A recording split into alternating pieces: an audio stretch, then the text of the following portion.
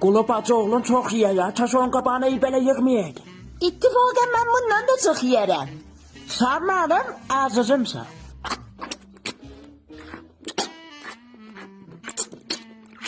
Qulu buçu geçsə bunlar hənnəmənə yiyib qutulacaqlar. Bir daha dava sal dursunlar geçsinlər. Arvad, sən bu gözəllikdə qız. Nəyə çıxmışdın dərbəb başına? Demisən naməhrəmlər baxar sənə söz atar? Ama qulu mən çox iffətli xanımam. Qoymayam naməhrəmlər mənə baxar. İndən belə eşeğe çıxmaq sənə qədəğandı. Qutul. Eyvah qulu dava saldı, eyvah. Dava sallar da. Çıxıb eşikdə yox abırımızı da sən aparırsan. Saldı. Qulu dava saldı. Eyvah. Hiç o sözünü. Bax, getdilər, gördün?